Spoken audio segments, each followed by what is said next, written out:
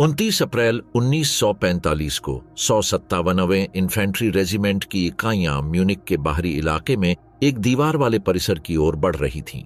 प्रारंभिक टोही में किसी भी संघर्ष की संभावना नहीं थी। जो उन्होंने पाया वह इसके बजाय पारंपरिक युद्ध के दायरे से बाहर का दृश्य था। 39 डिब्बे सड़ते हुए शवों से भरे हुए थे। कुछ मीटर दूर शवदाहगृह के भट्ठी अभी भी चल रहे थे। शिविर में 32,000 कैदी थे, जिनमें से कई मौत के कगार पर थे। कुछ एसएस गार्ड्स ने अपने हथियारों को ढेर कर दिया था। अन्य सक्रिय टावरों से निगरानी कर रहे थे। कोई स्पष्ट जर्मन कमान नहीं थी और न ही ऐसी स्थिति के लिए सहयोगी प्रोटोकॉल थे। एक निम्न रैंकिंग अधिकारी ने बिना दस्तावेज या स्पष्ट आदेशों के समर्पण का प्रस्ताव दिया। क्या कारण था कि सैनिकों ने गार्ड्स को वैध लक्ष्य के रूप में पहचाना? किसने पहले से समर्पित पुरुषों पर गोलियां चलाने का निर्णय लिया? और क्यों इन कृत्यों को युद्ध अपराध के रूप में दंडित नहीं किया गया? डाचाऊ, वह नरक जो सहयोगी सैनिकों ने खोजा। 29 अप्रैल 1945 को 45वीं इन्फेंट्री डिवीजन थंडरबर्ड और 42वीं डिवीजन रेनबो के तत्व अमेरिकी 7वीं सेना से म्यूनिक की ओर बढ़ रहे थे, जब उनकी टोही इकाइयों ने एक दीवार वाले परिसर की उपस्थिति की सूचना दी। डाचाऊ एकाग्रता शिविर तक पहुंचने का मार्ग किसी विशेष उद्देश्य का हिस्सा नहीं था, बल्कि बवेरिया की राजधानी की ओर सामान्य प्रगति का हिस्सा था। Lieutenant colonel Felix L Sparks, जो 157वें इन्फेंट्री रेजिमेंट के कमांडर थे, ने परिसर के चारों ओर एक सामरिक तैनाती का आदेश दिया। इस प्रारंभिक टोही के दौरान शिविर के बाहरी इलाके में एक खाली रेलवे काफिले की खोज ने उस दिन के घटनाक्रम को अपरिवर्तनीय रूप से बदल दिया। 39 मालगाड़ियों में 2000 से अधिक सड़ते हुए शव पड़े थे। यह परिवहन बुखेनवाल्ड शिविर से आ रहा था, जिसे कुछ सप्ताह पहले निकासी के रूप में भेजा गया था क्योंकि सहयोगी सेना का आक्रमण हो रहा था। अधिकांश कैदी भुखमरी, निर्जलीकरण या दम घुटने के कारण मर गए थे, और एक यात्रा जो सामान्य से अधिक लंबी हो गई थी, वह बमबारी और जर्मन रसद विफलता के कारण थी। इस भयानक खोज की खबर अमेरिकी सैनिकों के बीच तेजी से फैल गई। इटली और फ्रांस में युद्ध का अनुभव रखने वाले सैनिकों ने नाजी अपराधों के इस पहले प्रमाण पर गहरी सदमा व्यक्त किया। 42वीं डिवीजन के सार्जेंट विलियम कॉलिंग ने अपनी डायरी में लिखा, इसे शब्दों में बयां करना असंभव है। बदबू असहनीय थी, लेकिन उससे भी अधिक असहनीय यह था कि यह सब दूसरे मनुष्यों द्वारा व्यवस्थित रूप से किया गया था। मुख्य शिविर में प्रवेश सशस्त्र हमले के माध्यम से नहीं हुआ। दोपहर के समय एक प्रतिनिधिमंडल मुख्य द्वार पर सफेद ध्वज के साथ आया। स्विस विक्टर मॉरर, अंतर्राष्ट्रीय रेड क्रॉस के प्रतिनिधि, 23 वर्षीय युवा एसएस अधिकारी हेनरिक विकर के साथ थे, जो उच्च नेतृत्व के भागने के बाद नाममात्र के प्रभारी के रूप में रह गए थे। विकर ने 42वीं डिवीजन के ब्रिगेडियर जनरल हेनिंग लिंडन के सामने औपचारिक समर्पण प्रस्तुत किया, जिन्होंने संयुक्त राज्य अमेरिका की सेना की ओर से आत्मसमर्पण स्वीकार करने पर सहमति दी। मॉरर ने लगभग 32,000 बंदियों की उपस्थिति के बारे में चेतावनी दी, जिनमें से कई टाइफस से संक्रमित थे और गंभीर स्थिति में थे। उन्होंने यह भी बताया कि एक सैकड़ा गार्ड्स ने अपने हथियार जमा कर दिए थे, हालांकि कई निगरानी टावर अभी भी सक्रिय थे। इन चेतावनियों के साथ सैनिक सावधानी से भीतर की ओर बढ़े। जो दृश्य सामने आया वह किसी भी उम्मीद से अधिक था। बैरक, जिन्हें मूल रूप से 500 बंदियों को रखने के लिए डिजाइन किया गया था, उनमें 5 गुना अधिक लोग भरे हुए थे। हड्डियों की तरह कमजोर हजारों मनुष्यों ने धारीदार कपड़े पहने हुए अमेरिकियों की ओर रेंगते हुए बढ़ रहे थे। कई तो खड़े होने के लिए भी बहुत कमजोर थे। भूख, बीमारी और निराशा ने इस शिविर को जीवन और मृत्यु के बीच एक सीमा बना दिया था। डॉक्टर हावर्ड विल्सी, जो पहले चिकित्सकीय पेशेवरों में से एक थे, ने जो पाया उसे क्लिनिकल सटीकता के साथ दस्तावेजित किया। गंभीर व्यापक कुपोषण, भूख के कारण सूजन, महामारी टाइफस, पेचिश, तपेदिक। अधिकांश ने अपने सामान्य शरीर के द्रव्यमान का 40% से 60% खो दिया है। कई में चिकित्सा प्रयोगों के कारण चोटें दिखाई दे रही हैं। क्रीमेटोरियम परिसर, जो मुख्य शिविर से अलग क्षेत्र में स्थित था, शायद हत्या के इस तंत्र का सबसे स्पष्ट प्रमाण था। यह 1942 में बनाया गया था और 1944 में इसका विस्तार किया गया था। इसमें 4 औद्योगिक भट्टियां थीं, जो विशेष रूप से मानव शरीरों को जलाने के लिए डिजाइन की गई थीं। जब अमेरिकी सैनिकों ने प्रवेश किया तो भट्टियां सक्रिय रूप से काम कर रही थीं और उनके अंदर मानव अवशेष आंशिक रूप से जल चुके थे। ऑपरेशंस टेक्नीशियन मैक्सिमिलियन ग्रैबनर को 48 घंटे पहले भट्टियों को लगातार चलाने का आदेश दिया गया था ताकि जितना संभव हो सके साक्ष्य को नष्ट किया जा सके। क्रीमेटोरियम के पास एक प्रशासनिक भवन में प्रोसेसिंग, निर्विचारण और जलने के बारे में विस्तृत रिकॉर्ड रखे गए थे। सटीक रूप से व्यवस्थित लेखा पुस्तकों में पहचान नंबर, तिथियां और जाली मृत्यु के कारण दर्ज किए गए थे। केवल अप्रैल 1945 में इन रिकॉर्ड्स में 4000 से अधिक प्रोसेसिंग दिखाए गए, जिसमें पिछले सप्ताह में एक ही दिन में 250 शवों तक के शिखर थे, जब तक कि वह स्वतंत्रता नहीं मिल गई। चिकित्सा प्रयोग क्षेत्र, जिसे आधिकारिक रूप से अनुसंधान अस्पताल के रूप में नामित किया गया था, ने अतिरिक्त भयावहता का खुलासा किया। अमेरिकी चिकित्सा स्टाफ ने हाइपोथर्मिया प्रक्रियाओं के लिए सुसज्जित कमरों का दस्तावेजीकरण किया, जहां बंदियों को बर्फीले पानी में डुबोकर मानव सहनशक्ति की सीमाओं का अध्ययन किया जाता था। अन्य सुविधाओं में वायुमंडलीय दबाव पर प्रयोग, रोगों का टीकाकरण और विषाक्त पदार्थों के प्रतिरोध पर परीक्षण के लिए उपकरण थे। डॉ जोसेफ हिंटरमायर, एक चेक डॉक्टर जो उस दिन रिहा हुए थे, ने प्रयोग प्रोटोकॉल के बारे में तुरंत गवाही दी। वे मुख्य रूप से मजबूत बंदियों का चयन करते थे ताकि यह निर्धारित किया जा सके कि एक स्वस्थ शरीर कितना कष्ट सहन कर सकता है इससे पहले कि वह गिर जाए।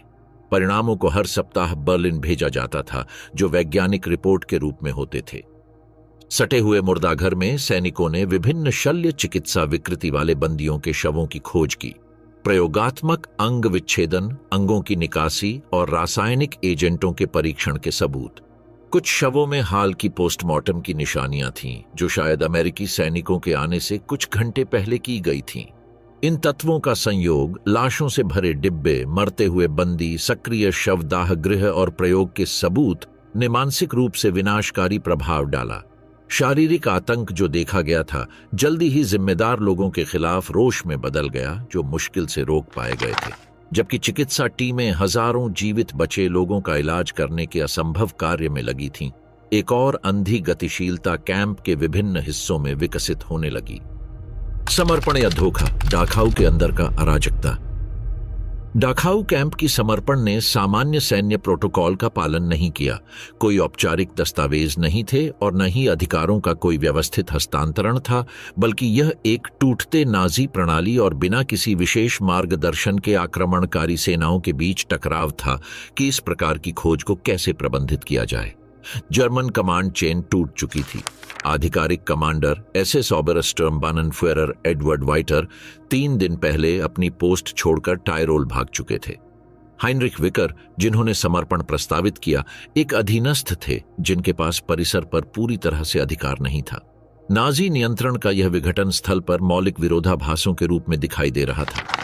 स्विस रेड क्रॉस के प्रतिनिधि विक्टर मॉरर, जो शांति के साथ संक्रमण को सुविधाजनक बनाने के इरादे से डाखाऊ पहुंचे थे, उन्होंने विकर को यह समझाने में सफलतापूर्वक मनाया कि वे अंतिम निकासी आदेश को निष्पादित न करें, जो कि बंदियों के सामूहिक हत्या के लिए एक यूफेमिज्म था, और आक्रमणकारी सैनिकों को समर्पण की पेशकश करें। स्थिति की अस्पष्टता सुरक्षा गार्ड्स की उपस्थिति को लेकर महत्वपूर्ण मतभेदों में प्रकट हुई।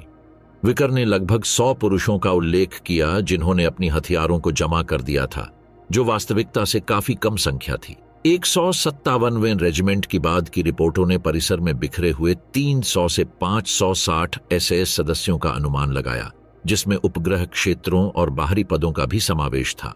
यह असंगति आकस्मिक नहीं थी। कई गार्डों ने प्रतिशोध की आशंका से अपने काले यूनिफॉर्म को नागरिक कपड़ों या नियमित वेहरमाच्त के यूनिफॉर्म में बदल लिया था।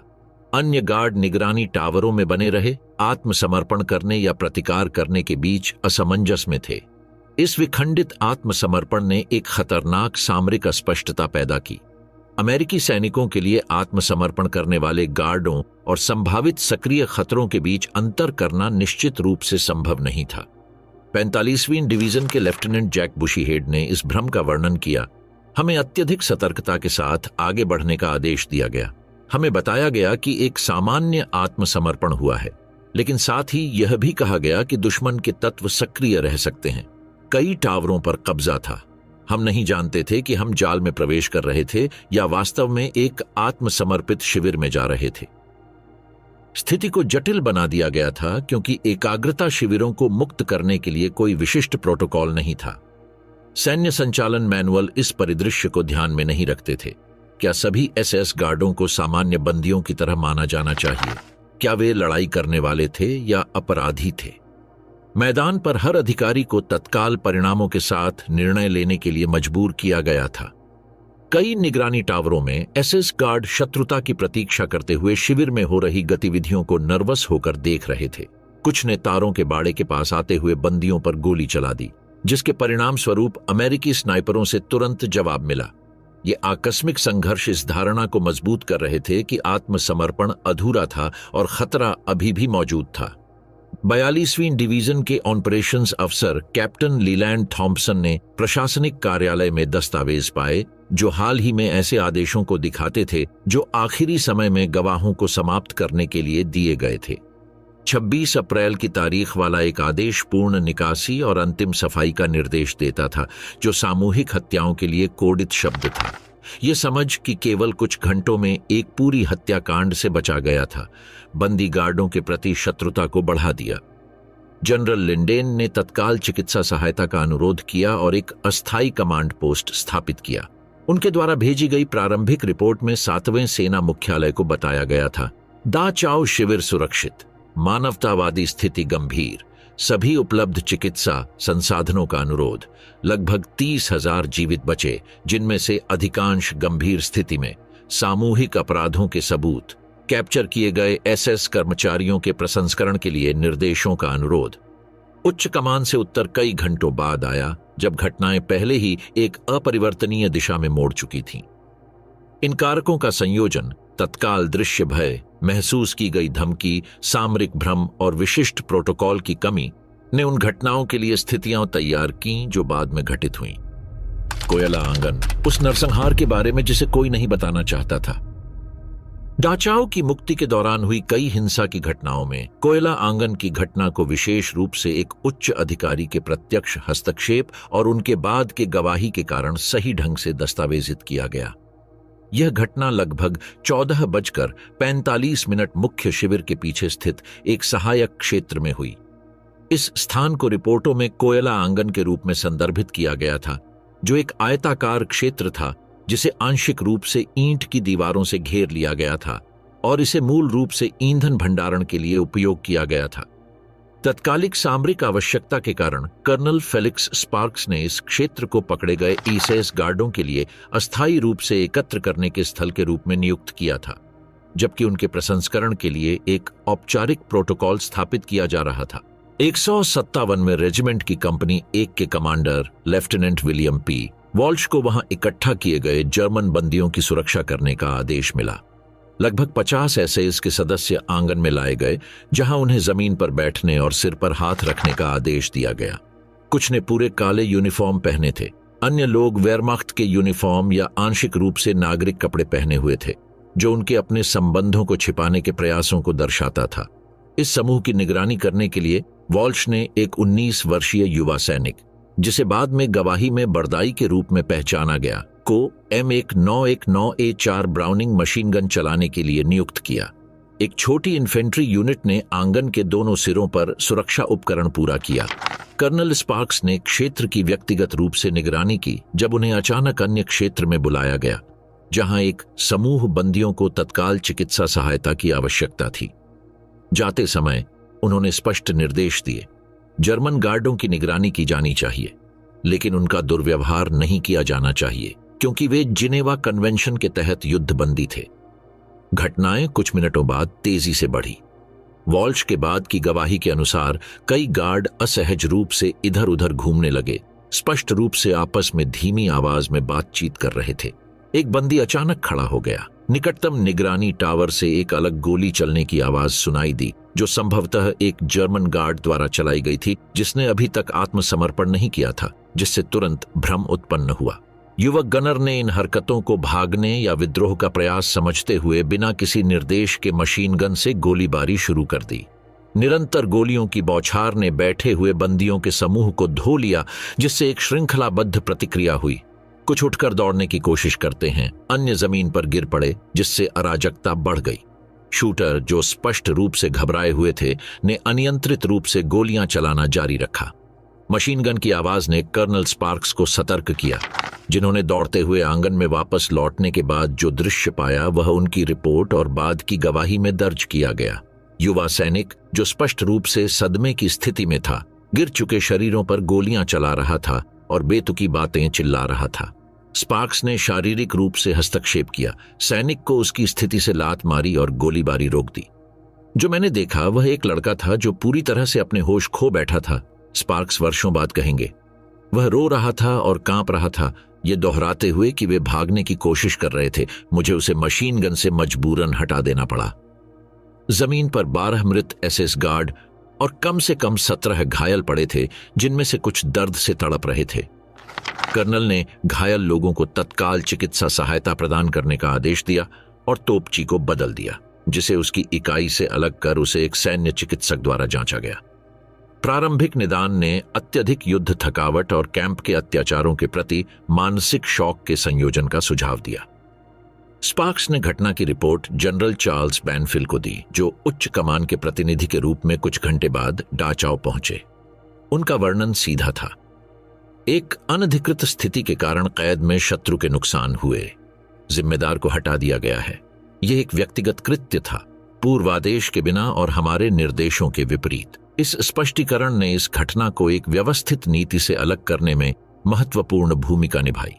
प्रारंभिक जांच, जो सैन्य खुफिया सेवा G2 के अधिकारियों द्वारा की गई थी, में यह निष्कर्ष निकला कि वास्तव में कुछ कैदियों ने स्थान बदलने की कोशिश की थी। हालांकि कोई स्पष्ट साक्ष्य नहीं था कि यह एक समन्वित पलायन प्रयास था।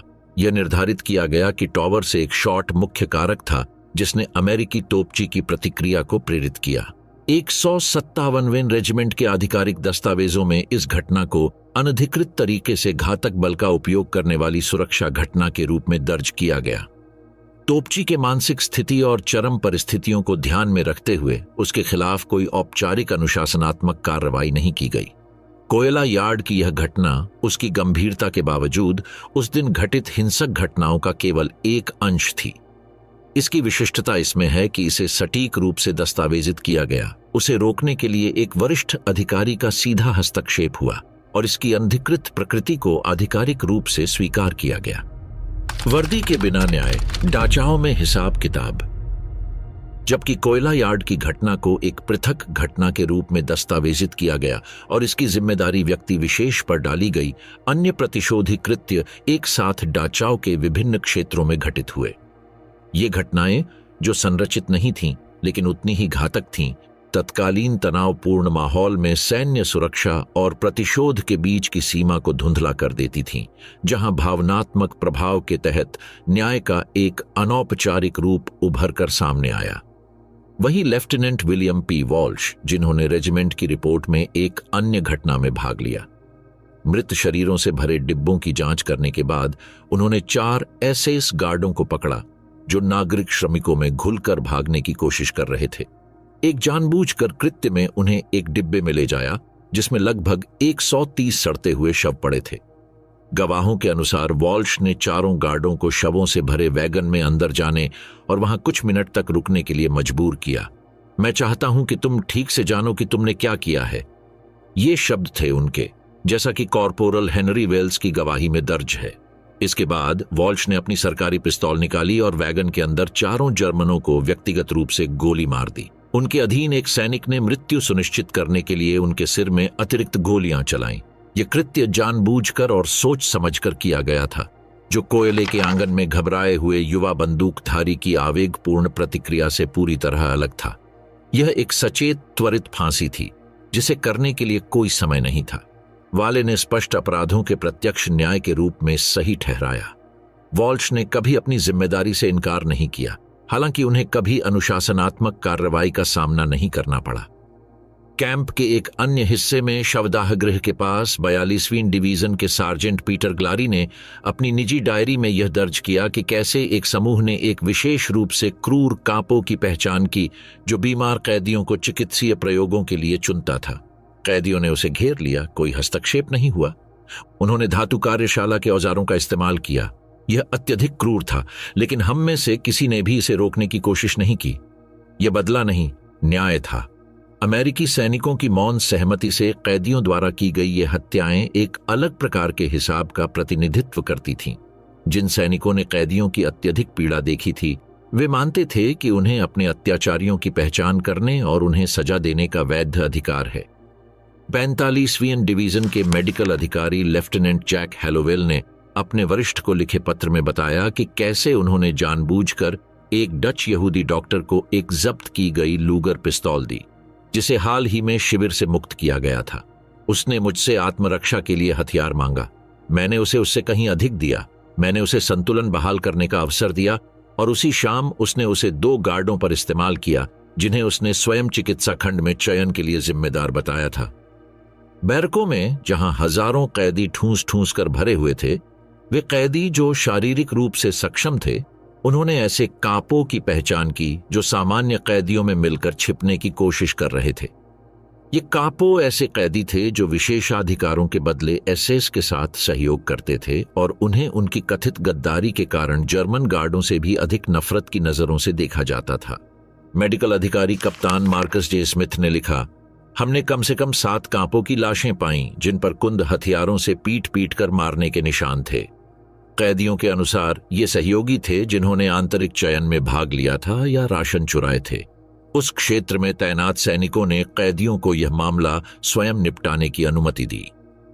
एक और प्रकार की तात्कालिक फांसी में उन एसएस गार्डों को शामिल किया गया था जो निगरानी टावरों में पकड़े गए थे। लेफ्टिनेंट हॉवर्ड बुकानन ने बताया कि कैसे एक आत्मसमर्पण करने वाले गार्डों के समूह को एक बाहरी दीवार के खिलाफ खड़ा किया गया और एक इम्प्रोवाइज्ड स्क्वाड द्वारा निष्पादित किया गया। किसी ने आदेश नहीं दिया, यह बस हो गया। हम सभी ने भट्टियां देखी थीं, हम सभी ने शवों की बदबू महसूस की थी। सभी में मौन सहमति थी कि इन लोगों को युद्धबंदी का दर्जा नहीं दिया जा सकता। विशेष दिशा निर्देशों की कमी ने इस स्थिति में महत्वपूर्ण भूमिका निभाई। सैन्य पुस्तिकाओं में पारंपरिक युद्धबंदियों के लिए प्रोटोकॉल थे, लेकिन विनाशक सुविधाओं में पकड़े गए लोगों के लिए कोई पूर्ववर्ती उदाहरण नहीं था। प्रत्येक यूनिट, प्रत्येक अधिकारी लागू न्याय के अपने व्यक्तिगत विचार के आधार पर निर्णय लेता था। कैप्टन हॉवर्ड विल्सी ने अपनी व्यक्तिगत पत्राचार में एक सबसे प्रकट करने वाली गवाही दी। मैंने देखा कि मेरे साथी एक एसएस अधिकारी को पकड़ते हैं जिसने कैदियों को यातना दी थी और फिर उसे ठंडे दिल से निष्पादित कर दिया। भगवान मुझे माफ करें, लेकिन मैंने यह देखा बिना किसी चिंता के, क्योंकि मुझे यह पता था कि एसएस के जानवरों ने अपने कैदियों के साथ क्या किया था। ये तात्कालिक फांसी जो पहले 24 घंटों में पूरे परिसर में फैल गईं, कभी आधिकारिक रूप से गिनी नहीं गईं। बाद में किए गए सैन्य शोधकर्ताओं का अनुमान है कि 35 से 50 गार्डों के बीच इसी तरह की परिस्थितियों में मृत्यु हो गई, जबकि अन्य स्रोतों में यह संख्या 100 से अधिक बताई गई है, जिसमें कैदियों द्वारा की गई फांसी भी शामिल है। मुख्यालय को अपनी रिपोर्ट में जनरल लिंडन ने सावधानीपूर्वक अस्पष्ट भाषा का इस्तेमाल किया। लक्ष्य की सुरक्षा के दौरान लगभग 300 शत्रुतापूर्ण तत्वों को विभिन्न परिचालन परिस्थितियों में निष्क्रिय कर दिया गया। यह शब्दों का प्रयोग वैध युद्ध क्षेत्र, हताहतों और तात्कालिक फांसी दोनों को शामिल करने की अनुमति देता था, बिना किसी विवादास्पद अंतर के। दाचाऊ में पहले कुछ घंटे अमेरिकी बलों के लिए एक नैतिक और कानूनी मोड़ थे।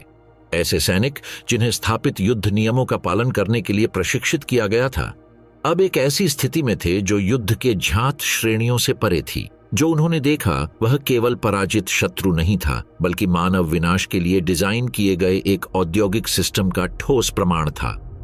युद्ध अपराध या उचित दंड, उच्चतम कमांड का मौन। यूरोपीय युद्ध समाप्त होने के बाद जब नुर्नबर्ग परीक्षणों ने सामूहिक अपराधों की सुनवाई के लिए नई कानूनी श्रेणियां स्थापित करना शुरू किया, अमेरिकी उच्च कमांड ने एक आंतरिक दुविधा का सामना किया। दाचाऊ की मुक्ति के दौरान हुई हिंसक घटनाओं को आधिकारिक रूप से कैसे संबोधित किया जाए। इन घटनाओं का प्रशासनिक और न्यायिक प्रबंधन कानूनी और राजनीतिक विचारों को उजागर करेगा, जिनके दूरगामी प्रभाव होंगे। जनरल ड्वाइट डी आइजनहावर, संयुक्त सेना के सर्वोच्च कमांडर, को घटनाओं के बारे में लगभग तुरंत सूचित किया गया। उनकी पहली प्रतिक्रिया, जो जनरल स्टाफ को भेजे गए एक ज्ञापन में थी, जानबूझकर अस्पष्ट भाषा का उपयोग करती है। हमारी सेनाओं ने कुख्यात डाचाऊ एकाग्रता शिविर को मुक्त किया और उसकी सफाई पूरी की, लगभग 32,000 कैदियों को मुक्त किया गया, लेकिन शिविर के 300 एसएस गार्डों को जल्दी से निष्क्रिय कर दिया गया। यह फॉर्मुलेशन कई तरह की व्याख्याओं की अनुमति देती थी। निष्क्रिय शब्द ने वैध युद्ध में मारे गए सैनिकों, भागने के प्रयास के दौरान मरे हुए लोगों या संक्षिप्त निष्कासन को अलग अलग नहीं किया था। यह एक तकनीकी रूप से सही लेकिन जानबूझकर अस्पष्ट विवरण था, जिसने परेशान करने वाले वर्गीकरणों से बचते हुए रिपोर्टिंग के कर्तव्य को पूरा किया। साथ ही आइजनहावर ने स्थिति की पूरी तरह से दस्तावेजीकरण करने का आदेश दिया। सिग्नल कोर के फोटोग्राफरों को शिविर के प्रत्येक पहलू को सावधानीपूर्वक रिकॉर्ड करने का निर्देश दिया गया था। मान्यता प्राप्त पत्रकारों को तुरंत आमंत्रित किया गया और अमेरिकी कांग्रेस के प्रतिनिधिमंडल को यूरोप भेजा गया ताकि वे नरसंहार के साक्ष्य देख सकें, ताकि भविष्य में कोई यह नहीं कह सके कि यह नहीं हुआ था। आइजनहावर ने यह स्पष्ट किया, संभावित नकारात्मकता की आशंका जताते हुए। नाजी आतंक को दस्तावेजीकरण पर संसाधनों का यह केंद्रीकरण स्पष्ट रूप से आधिकारिक प्राथमिकताएं स्थापित करता था। ध्यान दुश्मन के अपराधों पर होगा, न कि मुक्त करने वाली सेना द्वारा किए गए संभावित उल्लंघनों पर। यह एक रणनीतिक और राजनीतिक निर्णय था, लेकिन यह उस प्रभाव को भी दर्शाता था जो डाचाओ ने संयुक्त सेना की कमान पर डाला था।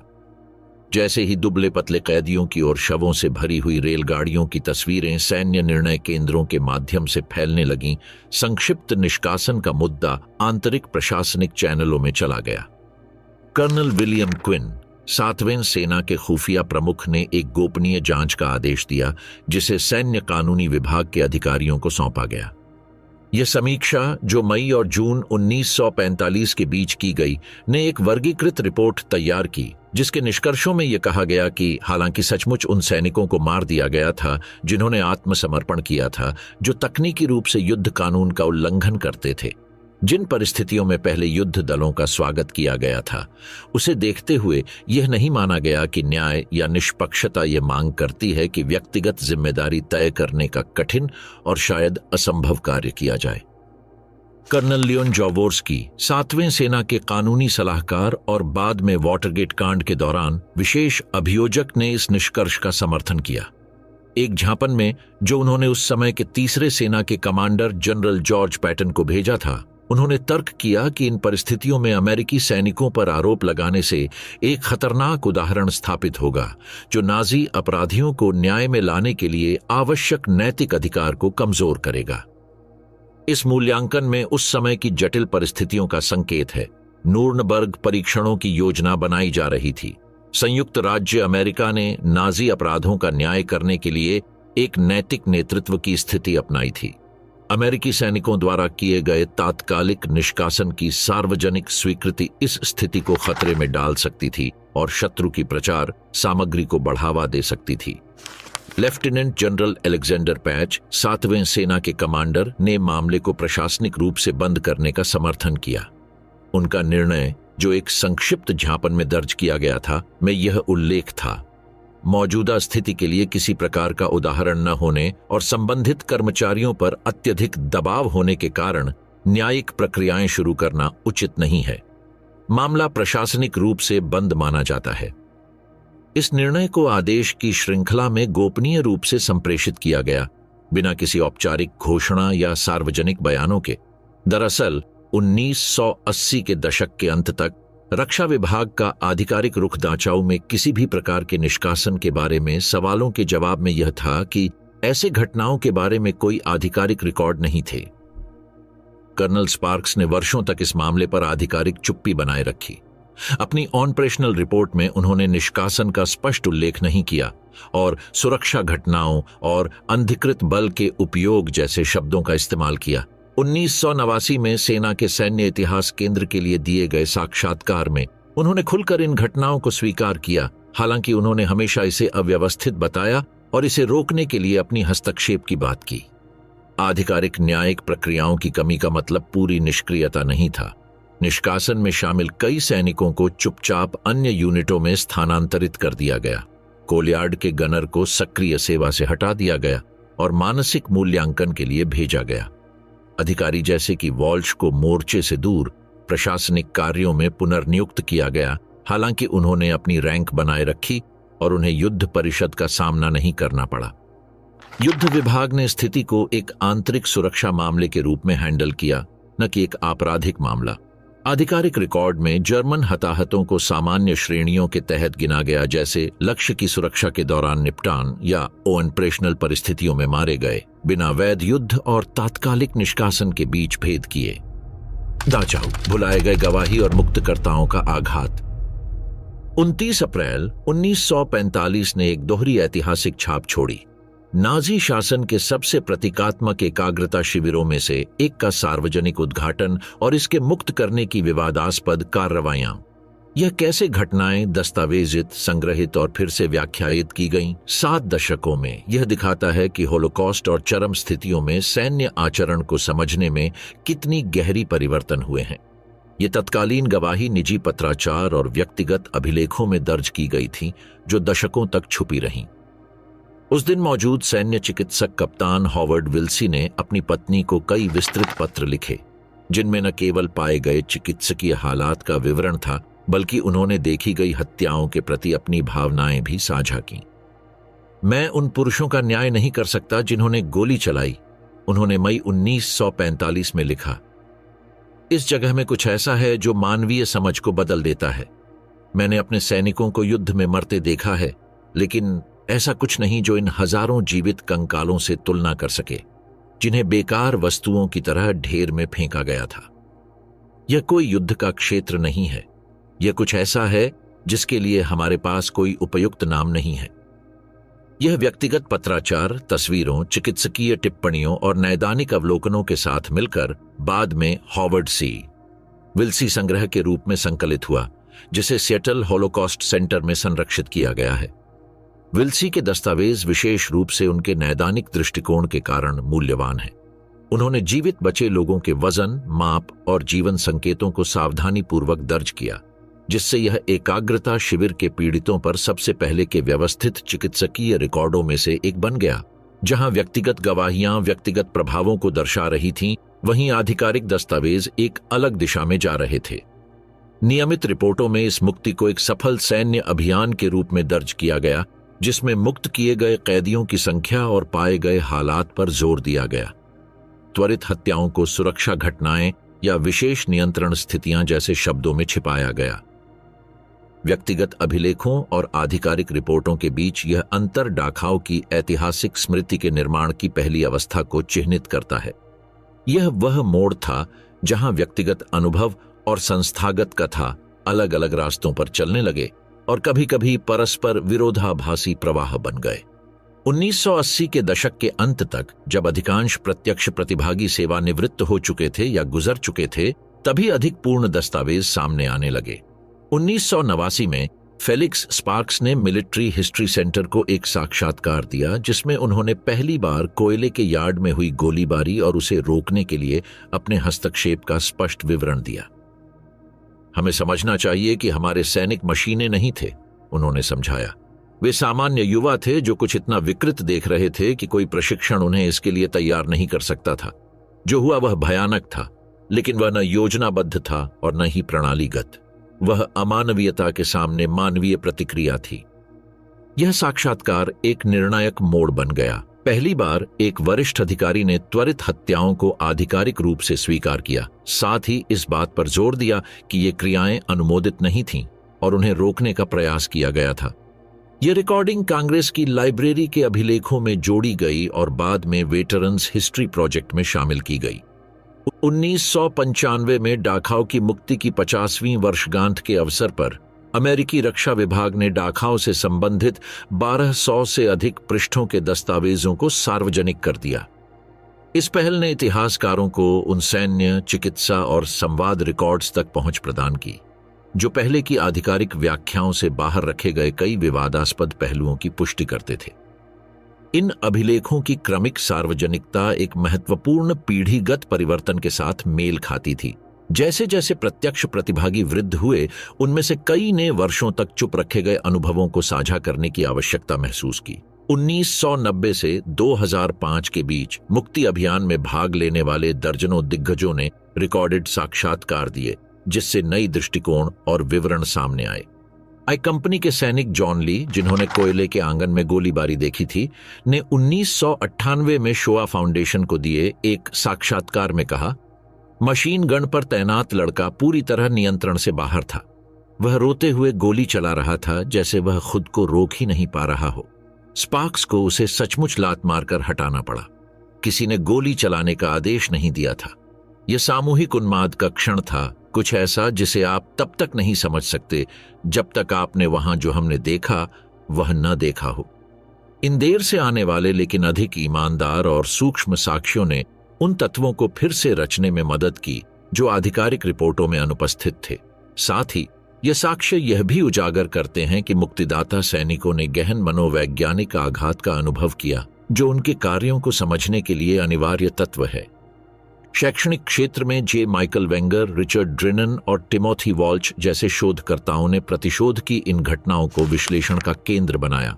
उन्होंने इसे सैन्य इतिहास, ट्रॉमा की मनोविज्ञान और चरम स्थितियों में नैतिकता के बीच की जटिल कड़ी के रूप में देखा। वेंगर की 2002 में प्रकाशित पुस्तक डाचाओ द हैरोइंग ऑफ हेल में वह पहले विद्वानों में से थे जिन्होंने डाखाओ नरसंहार शब्द का प्रयोग केवल तात्कालिक हत्याओं के लिए किया, न कि समग्र मुक्ति के लिए। उन्होंने इस बात को रेखांकित किया कि इन कृत्यों के लिए कोई आधिकारिक आदेश नहीं था, लेकिन सैनिकों की प्रतिक्रिया अभूतपूर्व अत्याचारों के सामने एक समझने योग्य मनोवैज्ञानिक प्रतिरूप थी। इस शब्द के प्रयोग ने अकादमिक विवाद को जन्म दिया। कुछ सैन्य इतिहासकारों का कहना था कि नरसंहार शब्द संस्थागत मंशा को दर्शाता है, जबकि अन्य ने इस शब्द को उचित ठहराया, यह तर्क देते हुए कि चाहे घटनाएं पूर्व नियोजित न हों, फिर भी आत्मसमर्पण कर चुके या हिरासत में लिए गए लोगों की जानबूझकर हत्या इसके दायरे में आती है। 1990 से यह शब्द नियमित रूप से शैक्षणिक प्रकाशनों में दिखाई देने लगा, जैसे हॉलोकॉस्ट एंड जीनोसाइड स्टडीज और the journal of military history जैसी विशेष पत्रिकाओं में, और बाद में द्वितीय विश्व युद्ध पर आधारित संदर्भ पुस्तकों में भी। इस शब्द का उपयोग इतिहास लेखन की एक बड़ी परिवर्तनशील प्रवृत्ति को दर्शाता है, जहां प्रारंभिक मौन की जगह अब विवादास्पद पहलुओं की संदर्भ आधारित लेकिन स्पष्ट स्वीकार्यता ने ले ली है। दाखाओ का मामला धीरे धीरे संक्रमणकालीन न्याय और चरम परिस्थितियों में सैन्य मनोविज्ञान पर अध्ययन में शामिल किया जाने लगा, और यह नियमित सैनिकों द्वारा बड़े पैमाने पर अपराधों की खोज के दौरान सामने आने वाली नैतिक दुविधाओं का प्रतीकात्मक उदाहरण बन गया। इसका विश्लेषण सैन्य इतिहास, युद्ध नैतिकता और आघात मनोविज्ञान के अकादमिक कार्यक्रमों में दिखाई देने लगा। इन घटनाओं के बारे में यहूदी बचे हुए लोगों का दृष्टिकोण सैन्य गवाहियों की तुलना में अपेक्षाकृत कम प्रलेखित किया गया है। डैनियल बेनस्टॉक, एक पोलिश यहूदी कैदी जिन्हें उस दिन मुक्त किया गया था, ने 1997 के एक साक्षात्कार में इस विषय पर कुछ स्पष्ट बयानों में से एक दिया। हमने देखा कि कुछ अमेरिकी सैनिक एसएस गार्डों को फांसी दे रहे थे। हम में से किसी ने हस्तक्षेप नहीं किया या दया नहीं दिखाई। जिन लोगों ने वर्षों तक अपने साथियों को व्यवस्थित रूप से मरते देखा था, उनके लिए यह केवल न्याय की एक झलक जैसी थी। मुझे याद है कि मेरे बगल में एक रूसी कैदी ने कहा, यह बहुत तेज है, उन्हें वैसा ही कष्ट झेलना चाहिए जैसा हमने झेला। यही सामान्य भावना थी। राहेल अब्रामोविट्स, एक रोमानियाई जीवित बची, ने एक और महत्वपूर्ण दृष्टिकोण जोड़ा। जिन सैनिकों ने गार्डों पर गोली चलाई, उन्होंने ऐसा तब किया जब उन्होंने भट्ठियां, रेल डिब्बे, हमारे कुपोषित शरीर देखे। उन्होंने किसी असामान्य चीज के सामने एक सामान्य इंसान की तरह प्रतिक्रिया दी। हम इतने लंबे समय से अमानवीकरण का शिकार थे कि हम अब प्रतिक्रिया देने में सक्षम नहीं थे। शायद यही अंतर था। वे अभी भी उस आक्रोश की क्षमता रखते थे जो हमसे छीन ली गई थी। इन बचे हुए लोगों की गवाही घटनाओं के नैतिक विश्लेषण में एक महत्वपूर्ण आयाम जोड़ती है। ये इस दृष्टिकोण को सामने लाती हैं कि अमेरिकी सैनिकों की कार्रवाइयों को आपराधिक अतिरेक नहीं, बल्कि एक अमानवीय प्रणाली की खोज पर एक समझने योग्य मानवीय प्रतिक्रिया के रूप में देखा गया। हालांकि यह एक कानूनी औचित्य नहीं है, लेकिन यह एक महत्वपूर्ण नैतिक संदर्भ प्रस्तुत करता है। स्मारक के संदर्भ में भी विकास महत्वपूर्ण था। 1950 और 1960 के दशकों में दाखाओ में पहली आधिकारिक स्मारक सभाएं केवल मुक्ति को एक वीरतापूर्ण कृत्य के रूप में उजागर करती थीं, और किसी भी विवादास्पद घटनाओं का कोई उल्लेख नहीं था। 1965 में स्थापित स्मारक स्थल पूरी तरह से नाजी अपराधों और पीड़ितों की पीड़ा पर केंद्रित था। 21वीं सदी की शुरुआत तक स्मारक की पट्टिकाओं और जानकारी सामग्री में मुक्ति की जटिल परिस्थितियों का सूक्ष्म उल्लेख शामिल होना शुरू हुआ।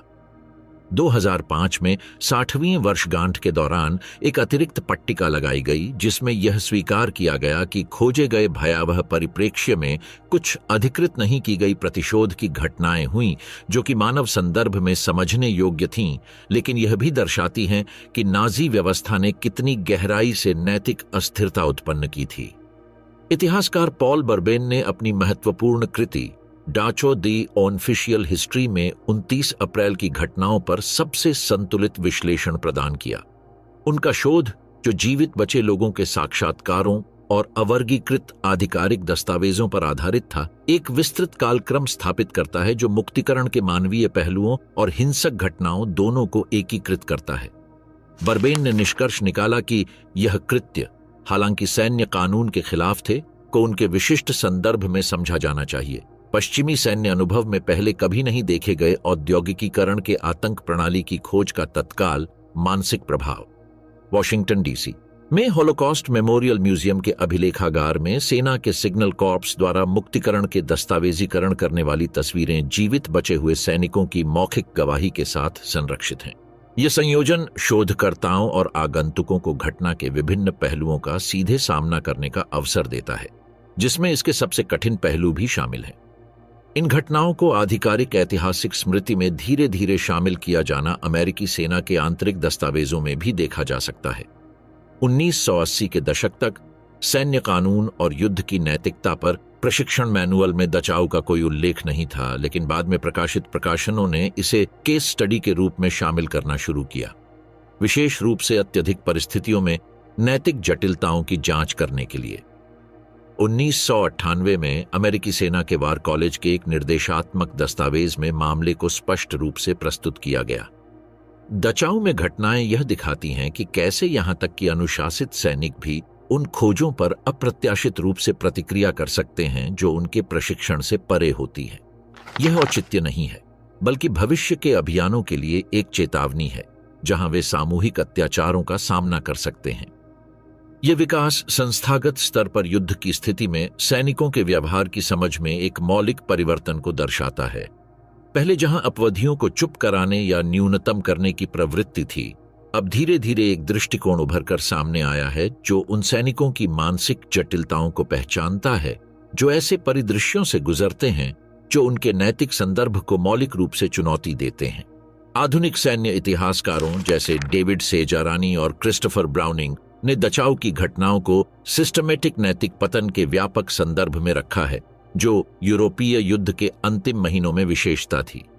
सेजारानी अपनी कृति final solution the fate of the Jews 1933-1948 में तर्क करते हैं कि एकाग्रता शिविरों की मुक्ति एक अद्वितीय क्षण था जब दो अलग अलग नैतिक प्रणालियां एक साथ आईं, पारंपरिक सैन्य कानून का विनियमित ढांचा और उन खोजों के प्रति आंतरिक प्रतिक्रिया जो किसी भी पूर्व तैयारी से परे थीं। निष्कर्ष: वास्तविकताएं एक साथ मिलीं जो एक दूसरे से असंगत प्रतीत होती हैं। उद्धारक मिशन और प्रतिशोधी प्रतिक्रिया। हम डाचाओ की मुक्ति को पूरी तरह से नहीं समझ सकते यदि हम केवल एक नायकपूर्ण या पूरी तरह से आलोचनात्मक कथा पर जोर देते हैं, वे तर्क करती हैं। ऐतिहासिक सत्य वास्तव में दोनों आयामों के बीच तनाव में निहित है, पीड़ितों के प्रति गहरी सहानुभूति और अपराधियों के प्रति प्रतिशोधी गुस्से का सह अस्तित्व। यह जटिलता यह समझाने में मदद करती है कि क्यों संस्थागत स्मृति में विवादास्पद पहलुओं को शामिल होने में दशकों लग गए। युद्ध के तुरंत बाद के समय में जब अमेरिका की नाजीवाद के खिलाफ विजय पर बुनियादी कथाएं बनाई जा रही थीं, तब उन कार्रवाइयों को स्वीकार करना मुश्किल था जो शत्रु के अपराधों के साथ यहां तक कि सतही तौर पर भी समानता रखती थीं। 29 अप्रैल 1945 को डाचाओ की मुक्ति उन सरल श्रेणियों से बाहर है जिनके तहत अक्सर ऐतिहासिक कथाएं बनाई जाती हैं। यह केवल एक नायकपूर्ण उद्धार की घटना नहीं थी और न ही इसे इसके निष्पादन के दौरान किए गए अत्याचारों तक सीमित किया जा सकता है। इसकी जटिलता ठीक इसी तथ्य में निहित है कि दोनों आयामों का सह अस्तित्व था। वह उद्धारक कृत्य जिसने हजारों मानवों को स्वतंत्रता और गरिमा दी, और उस हिंसा का उल्लंघन जो सामने आए भयावहता के तत्काल प्रतिक्रिया स्वरूप उभरी। जो अमेरिकी सैनिक उस वसंत के रविवार को डाचाओ में घुसे, वे फ्रांस, बेल्जियम या इटली में लड़े सैनिकों से मौलिक रूप से भिन्न नहीं थे। सामान्य युवा जो युद्ध के समय के समाज का हिस्सा थे और परंपरागत युद्ध परिस्थितियों का सामना करने के लिए प्रशिक्षित थे। उनका सैन्य प्रशिक्षण हालांकि नरसंहार शिविरों की खोज के लिए कोई प्रोटोकॉल नहीं शामिल करता था, कोई ऑपरेशनल मैनुअल, कोई मानसिक प्रशिक्षण, शवों से भरे डिब्बों, शवदाह गृहों, सामूहिक कब्रों या हड्डियों के जीवित रूप में परिवर्तित हजारों लोगों के प्रभाव को ठीक से अनुमानित करने में सक्षम नहीं था। ये तैयारियों की कमी तत्काल मानसिक प्रभाव के साथ मिलकर एक प्रतिक्रिया के लिए परिस्थितियां उत्पन्न करता है जो पूर्व निर्धारित संस्थागत चैनलों से बाहर थी। यह एक योजनाबद्ध नीति नहीं थी और न ही यह उच्च अधिकारियों के आदेशों के तहत थी। यह एक उभरती प्रतिक्रिया थी जो मुख्य रूप से व्यक्तिगत या छोटे समूहों द्वारा दी गई, एक ऐसी स्थिति में जो युद्ध के पारंपरिक नैतिक और कानूनी श्रेणियों को निलंबित करने का एहसास कराती थी। कोल्हू के आंगन में गोलीबारी, डिब्बों के पास संक्षिप्त कार्यवाही में निष्पादन और बंदियों को उनके यातनाकारों को न्याय दिलाने के लिए हथियार देना, यह सभी घटनाएं एक गहरे मानसिक प्रभाव के संदर्भ में हुई, एक सामूहिक आघात जिसे वास्तविक समय में देखा गया। जो सैनिक इन कृत्यों में भाग लिया, उन्होंने उन्हें तब युद्ध अपराध या कानूनी उल्लंघन के रूप में नहीं देखा, बल्कि एक ऐसी बुराई के खिलाफ तत्काल और सीधे उत्तर के रूप में देखा जो किसी भी पूर्व संवेदनात्मक ढांचे को पार कर गई थी। बाद में अमेरिकी सैन्य कमान द्वारा अपनाई गई आधिकारिक स्थिति, बिना औपचारिक न्यायिक प्रक्रियाओं के मामलों को प्रशासनिक रूप से बंद कर देना, व्यावहारिक विचारों के साथ साथ परिस्थितियों की विशिष्टता को मौन रूप से स्वीकार करने का संकेत थी। केंद्रीय तर्क आंतरिक झांपनों में व्यक्त किया गया था। यह था कि ये कृत्य हालांकि तकनीकी रूप से सैन्य कानून के खिलाफ थे, उन्हें उस चरम संदर्भ से बाहर सही रूप से आंका नहीं जा सकता था जिसने उन्हें प्रेरित किया। यह स्थिति कई दृष्टिकोणों से वैध रूप से व्याख्यायित की जा सकती है। संस्थागत जिम्मेदारी से पराजय के रूप में, बिना किसी समानांतर के परिस्थितियों की यथार्थवादी स्वीकृति के रूप में, या नाजी अपराधियों के खिलाफ मुकदमे के लिए आवश्यक नैतिक अधिकार बनाए रखने के लिए एक रणनीतिक निर्णय के रूप में। यह शायद इन सभी आयामों के तत्वों को समाहित करता है। डॉक्टर सिडनी फिलिप्स, जो एक सैन्य मानसिक रोग विशेषज्ञ थे और जिन्होंने डाचाओ में उपस्थित कई सैनिकों का मूल्यांकन किया, एक आवर्ती पैटर्न का वर्णन किया। इन पुरुषों ने, जो हम एक नैतिक अधिभार कह सकते हैं, का अनुभव किया। उनका मूल्य प्रणाली, जो सही और गलत, वैध योद्धाओं और न गैर योद्धाओं, न्याय संगत युद्ध और अपराधों के बीच स्पष्ट विभाजन पर आधारित थी, उस बुराई के प्रमाण के सामने गिर गई जो इन श्रेणियों से बाहर थी। यह मानसिक व्याख्या प्रत्येक व्यक्तिगत कृत्य को न्यायोचित नहीं ठहराती, लेकिन यह इस बात के लिए एक ढांचा प्रदान करती है कि क्यों अच्छे से प्रशिक्षित और अनुशासित सैनिक उन कृत्यों में भाग लेते थे या उन्हें अनुमति देते थे जो अन्य परिस्थितियों में वे निंदा करते। इतिहासकार डेबोरा लिपस्टैट ने यह बताया है कि डाचाओ एक ऐसा अनोखा क्षण है जहां दो ऐसी यक और नैतिक रूप से निर्दोष उद्धारक की छवि शीत युद्ध के उभरते संदर्भ में राष्ट्रीय पहचान निर्माण के लिए महत्वपूर्ण थी। समय के साथ ही जब नाजीवाद के खिलाफ संघर्ष की नैतिक वैधता दृढ़तापूर्वक स्थापित हो गई, तब डाचाओ की मुक्ति जैसे घटनाओं के जटिलताएं और पहलुओं को धीरे धीरे शामिल किया जा सका। यह प्रक्रिया एक व्यापक ऐतिहासिक परिपक्वता को दर्शाती है, सरल कथाओं से जटिल विश्लेषण की ओर बढ़ना जो तत्काल राजनीतिक आवश्यकताओं की सेवा करने के लिए बनाई गई थीं, और मानव अनुभव की अंतर्निहित विरोधाभासों को पहचानने वाली विश्लेषणों की ओर बढ़ना। कर्नल फेलिक्स एल स्पार्क्स की शख्सियत इस घटना में निहित विरोधाभासों और जटिलताओं का प्रतीक है।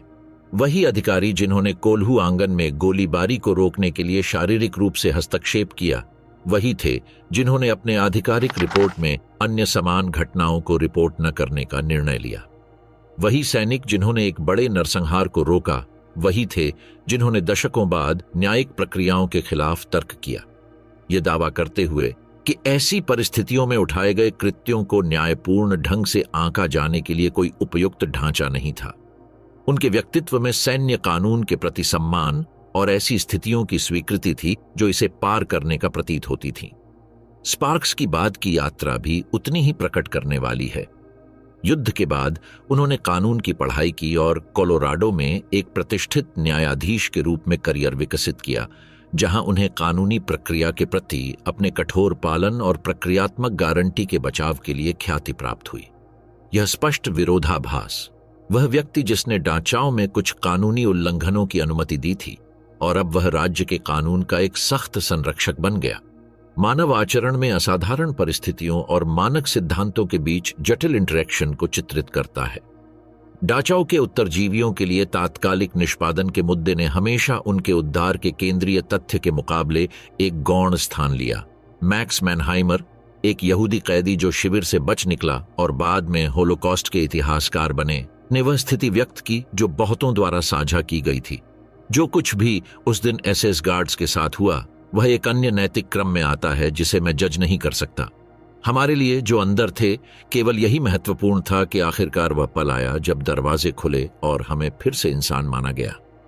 एली क्लाइन, एक हंगेरियाई उत्तरजीवी जो युद्ध के आखिरी सप्ताहों में निकासी परिवहन में डाचाओ पहुंचे, ने अपनी देरी से प्रकाशित आत्मकथाओं में समान रूप से महत्वपूर्ण दृष्टिकोण पेश किया।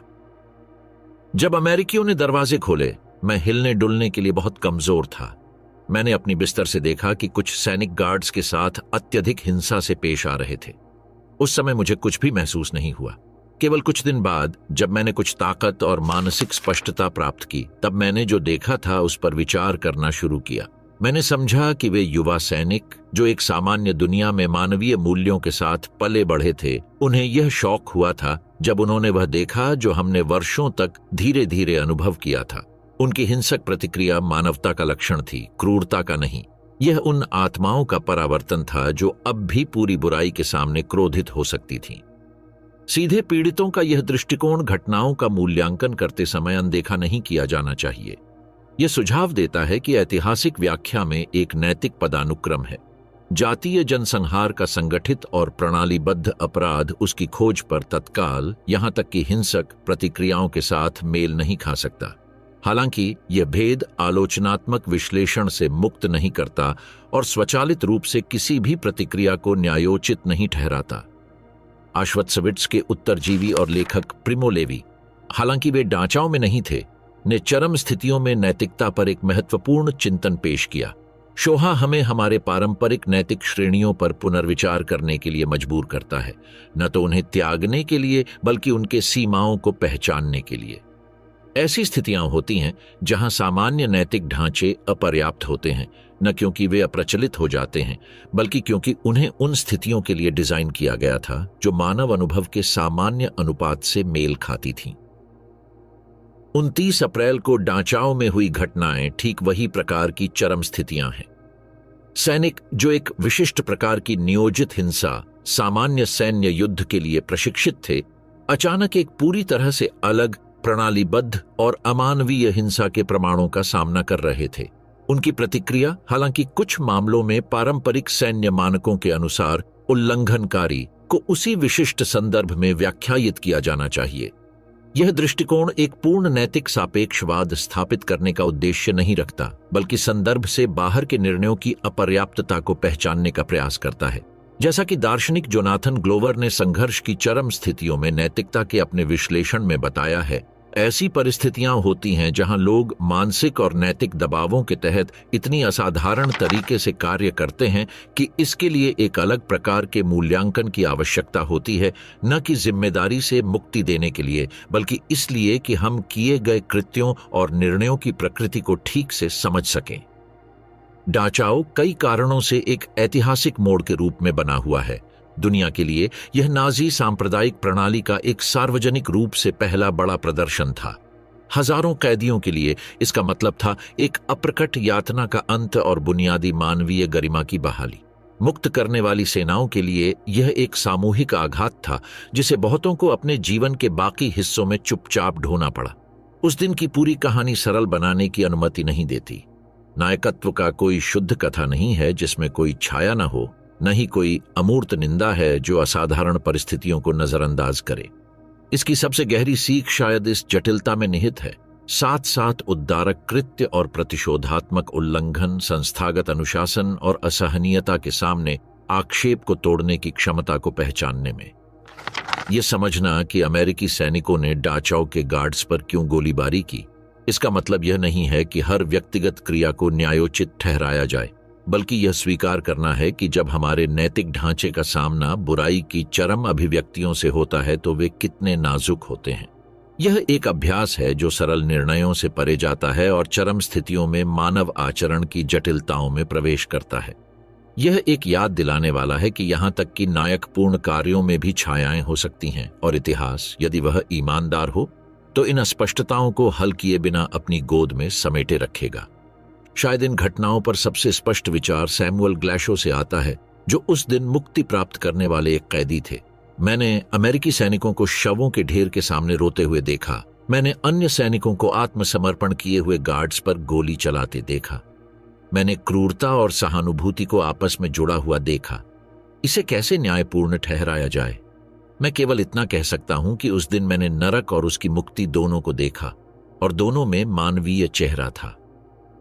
डाचाओ की सच्चाई केवल सामने आई भयावहता या उसे उत्पन्न करने वाली प्रतिक्रियाओं में नहीं है, इतिहासकार पीटर लॉन्गेरिच निष्कर्ष निकालते हैं, बल्कि दोनों तत्वों के बीच जटिल इंटरेक्शन में है। यह एक याद दिलाने वाला है कि यहां तक कि अच्छे और बुरे के बीच स्पष्ट संघर्ष के क्षणों में भी वास्तविक मानव आचरण शायद कभी भी सरल नैतिक श्रेणियों में फिट नहीं होता।